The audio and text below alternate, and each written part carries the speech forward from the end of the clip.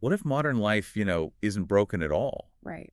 Like when we feel burned out or perpetually anxious or just totally exhausted by the daily grind, we tend to assume that something in the system is glitching. Yeah, that there's a bug in the code somewhere. Exactly. But what if it's functioning exactly as it was designed? And, well, the design was never actually meant to serve your well-being. That framing really just completely flips the script on how we view our daily struggles. I mean, it suggests that burnout isn't some personal failure, but it's a, a predictable output of a highly tuned machine. Welcome to today's deep dive. Mhm. We are unpacking a sweeping, highly detailed, and honestly, deeply provocative address delivered by Swamiji. Yeah, it's a massive topic. It really is. And the core premise we are exploring today is that humanity isn't just going through a rough patch in history. According to Swamiji, we are navigating a deliberately engineered crisis, functioning through what is categorized in the address as 6 levels of coordinated persecution. And these levels are designed to target us from the inside out. Now, before we jumped in, we are looking at some massive systemic critiques of the modern world order today. So to be clear right up front, we aren't here to tell you if this worldview is entirely right or wrong. Absolutely not. Our job as your guides is simply to hold up the blueprint that Swamiji has provided, map out the architecture of these arguments impartially, and let you examine the concepts for yourself. The goal is to provide the raw materials for your own critical thinking. Okay, let's unpack this. If you want to hijack an entire society, Swamiji's blueprint suggests you have to start from the inside. You have to start with the mind. Yes, you begin with the inner workings of the individual, how we think. And that brings us to the first level, which is cognitive persecution. Right. And the primary target here is the global education system. The thesis here doesn't just claim that modern schools are failing. That would be a standard critique. It argues that they are wildly successful at their actual hidden objective, which Swamiji argues is producing clerks. The clerks. Yeah. The structural goal of modern schooling, according to Swamiji, is to manufacture obedient, confused individuals who are permanently dependent on the very corporate and state systems that train them. And the statistics Swamiji brings to the table to highlight this contradiction are just wild. We are looking at a $6 trillion global education industry. That's trillion with a T. $6 trillion. Yet, despite that incomprehensible amount of money, over 770 million adults worldwide remain functionally illiterate. It's staggering when you put it like that. It really is. The address paints this picture of modern education where a person can study for 20 years, earn multiple degrees that, inflate their ego with this sort of white-collar superiority, but they remain completely helpless in physical reality. They have the paper, but no practical skills. Exactly. They can't fix an engine. They can't grow a potato. They don't even know how to heal their own bodies. It's like downloading incredibly expensive, shiny apps onto a smartphone, but realizing you have absolutely no fundamental operating system to run them. That's a great analogy. But, let me push back a little here because I think a lot of people would say, are modern degrees really that useless? Like, we built the entire digital age with this system, right? Sure, and the counter-argument Swamiji provides relies on observing alternative knowledge systems that sustain human life organically, rather than just theorizing about it. Okay. So, take the Kumbh Mela as Swamiji's specific example. You have roughly 100 million people converging. Wait, 100 million in one place? Yes, 100 million. And a fully functioning city, complete with sanitation grids, mass kitchens, hospitals, is raised in 3 weeks and then completely dismantled in another 3 weeks with virtually zero chaos. Wow. And nobody needed a Harvard urban planning degree to pull it off. Precisely. Swamiji emphasizes that this logistical miracle doesn't rely on modern academic curriculums. It runs entirely on inherited traditional Gurukula knowledge. So how is that different from, say, going to a modern university? Let's break down how a Gurukula model mechanically differs. Instead of abstracted modular textbook learning that's just designed to pass standardized tests, Gurukula is an immersive transmission-based system. So it's more hands-on. It treats knowledge as something that lives in the physical body and within the community's tradition. The logic Swamiji presents is that ancient cognitive frameworks create sovereign, self-sufficient human beings, whereas mass-produced education deliberately creates dependents who must purchase solutions for every basic life function. Okay, so if our cognitive operating system is deliberately handicapped to make us dependent, it makes a lot of sense that we'd become highly susceptible to emotional manipulation. Which is exactly where Swamiji argues the system attacks next. Right. Emotional persecution. The focus here is on the engineering of our Oh, moods. this is the algorithm stuff. Exactly. The algorithms governing our daily digital interactions aren't optimized for human connection. I mean, they are optimized purely for engagement. And mathematically, the easiest way to maximize scroll time is to trigger fear, anger, or just profound apathy. So we are basically being fed a manufactured emotional diet. Yes, and it's making us sick. Swamiji cites the 2023 U.S. Surgeon General Advisory, pointing out that chronic loneliness now carries a health risk comparable to smoking up to 15 cigarettes a day. That stat is always so terrifying to hear. But here's where it gets really interesting. Swamiji points out that the system essentially sells you the disease.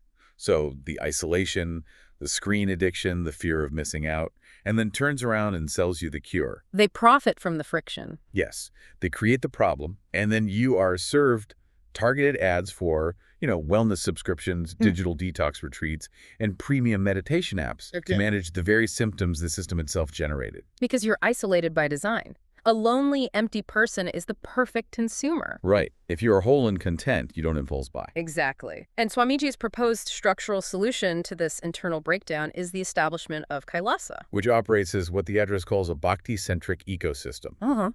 Yes, a devotion-centric ecosystem. Mechanically, bhakti in this context isn't just about feeling a religious emotion. Swamiji presents it as a structural framework designed to move people out of that algorithm-induced loneliness and into what is termed all-oneness. I like that phrase, all oneness. Instead of transacting with the world through a screen, a bhakti-centric life forces direct, reciprocal engagement with your community and your environment. It repairs the emotional circuitry by removing the digital middleman. Okay, so we have an individual who has been rendered cognitively dependent and emotionally isolated. Right. How does that broken individual scale up into a community? The natural progression leads us to this societal breakdown, covering Swamiji's concepts of social and moral persecution. And the perspective on the social level in Swamiji's address is strictly structural. Meaning what, exactly? Meaning we are conditioned to look at poverty or the fact that over 120 million people are forcibly displaced worldwide as a tragic failure of our institutions. Like it's just bad luck or a mistake. Right, but Swamiji frames this entirely differently. These aren't accidents. They are mathematical features of an engineered system designed to continuously vacuum wealth upward. And the housing statistics Swamiji uses to illustrate this are just staggering. In wealthy nations, there are tens of millions of vacant homes. But they aren't functioning as homes for people to live in. No, they are locked away as financial assets on corporate balance sheets. The math shakes out to more than 20 empty, foreclosed homes sitting vacant for every single homeless person on any given night. Let's unpack the mechanism behind that ratio. Yeah, please. Why does a society tolerate 20 empty houses for every person sleeping on the street? According to the address, it's because the underlying economic architecture treats human shelter as a speculative commodity. So if everyone is securely housed, The artificial scarcity vanishes and the asset value drops. The system essentially requires a visible, struggling underclass to maintain the baseline fear that keeps everyone else grinding away at jobs they resent just to pay off mortgages they can barely afford. wow, it's a trap. And Swamiji shares this darkly comedic anecdote to bring that structural trap to life. Oh, the Peter Pepper story. Yeah, it's about this guy named Peter Pepper who goes to his doctor suffering from severe stress. And the doctor tries to calm him down, saying, look, I had a patient in here recently who was sick with worry over a $50,000 debt. I told him life is too short to ruin his health over a scrap of paper, and he left feeling completely cured. And what does Peter say? Peter Pepper just looks at the doctor and says, yes, sadly I know. I'm the one he owes the $50,000 to. It perfectly highlights the absurdity of the financial cage we're in. You spend your youth trading your physical health to accumulate paper wealth, and then you spend your senior years trading that paper wealth, trying to buy your health back. You run frantically to solve one problem only to create another. It's a treadmill designed with absolutely no off switch. Which brings us to Swamiji's fourth level, where the system's justification for that treadmill just completely breaks down, and that's moral persecution. Where the global operating rule has essentially become might makes right. Yes. Profit generation overrides any ethical consideration, and anyone attempting to operate outside that profit motive is systematically marginalized. The sheer scale of waste presented in the address is hard to even visualize. Swamiji points out that the global fashion industry produces 92 million tons of textile waste every single year. 92 million tons. Picture a full garbage truck of clothing being dumped into a landfill or just set on fire every single second. Every second. And they do this because it is literally cheaper for the bottom line to destroy unsold clothes than to distribute them to people shivering in the cold. And then they sanitize the practice with polite corporate jargon like, inventory management. Right, they give it a clean name. Not to mention the fact that 1/3 of all global food production is wasted while 700 million people go to bed hungry. But let me play devil's advocate for a second here. Go for it. In a hyper-complex global supply chain moving goods across continents, couldn't someone argue these are just unavoidable glitches? Like it's just inefficiency. What's fascinating here is how Swamiji addresses that exact defense. Calling it a glitch or hiding behind terms like inventory management is merely the mask of market efficiency hiding moral persecution. So it's intentional. Yes. Swamiji argues these aren't logistical errors. They are deliberate, calculated acts by a system completely devoid of a moral compass. If it costs the corporation 2 cents less to burn a winter coat than to donate it, the coat burns. Brutal. And the alternative presented within the Kailasa framework is replacing this profit-driven model entirely with Dharma. Okay, let's clarify what Dharma actually means in practice here, because I think it's easy for modern audiences to hear that and just dismiss it as a vague spiritual buzzword. That's a fair point. In Swamiji's blueprint, Dharma isn't a vague concept. It is positioned as the actual living constitution of the society. Okay, how does that work? Well, think about how a modern corporate legal framework operates. Fiduciary duty mandates maximizing shareholder return above all else. Right, profit is legally the priority. A dharmic constitutional framework structurally flips that priority. It mathematically measures the validity of every decision by the protection it extends to the vulnerable, not the quarterly profit it generates. So if a supply chain decision creates massive waste while someone starves, it is legally and structurally blocked by the Dharmic Code, not just frowned upon in a corporate social responsibility brochure. okay, so if a society destroys its communal bonds and abandons its moral compass, it's only a matter of time before it starts strip mining our ultimate resources. The human soul and the planet itself. Exactly. And that takes us into the existential threats, spiritual and environmental persecution. The 5th level targets spiritual sovereignty. Swamiji notes that over 1 billion people now identify as religiously unaffiliated. 1 billion people. Yes, but the argument isn't that they've all just found secular enlightenment.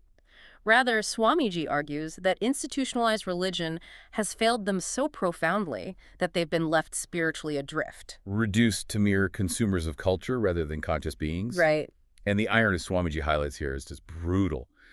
The address shows how historical colonial systems mocked indigenous temples and ancient rituals as, backward mythology. They tried to erase it. But then, decades later, those exact same ancient technologies are rebranded, stripped of their cultural roots, and sold back to the public as premium, paid mindfulness apps. It's incredible. It's like a corporation coming into a village, polluting the local well, and then bottling the remaining clean water to sell back to the villagers at a markup, claiming they invented hydration. That is a highly accurate analogy for the spiritual commodification Swamiji is describing. By paywalling these ancient technologies, Swamiji argues people are denied their fundamental birthright. The address emphasizes the ancient concept of Aham Brahmasmi, the realization that I am the ultimate cosmic superconsciousness. That's powerful. It is. And a consumerist system cannot survive if its citizens realize they are already complete and hold the cosmos within them. Because then they stop buying stuff. Exactly. The system requires you to feel empty, so you keep buying the bottled water, to use your analogy. And that engineered emptiness directly drives the final layer of Swamiji's blueprint, which is environmental persecution. If you are disconnected from your own inner cosmos, you become entirely numb to the physical world around you. This is defined in the address as the deliberate severing of the human connection to Prakriti, or nature. The modern economic engine requires humanity to view the earth merely as a warehouse of raw materials to be extracted and a dumpster for its inevitable waste. And the devastation laid out in the address is measured in sheer tonnage. We lose an area of forest the size of Portugal every single year. That's hard to even fathom. 8 million tons of plastic enter the oceans annually. Swamiji points out we're looking at projections of more plastic than fish by 2050. More plastic than fish. Yeah. And those synthetic clothes we mentioned burning earlier, Swamiji notes they poison the soil for 500 years.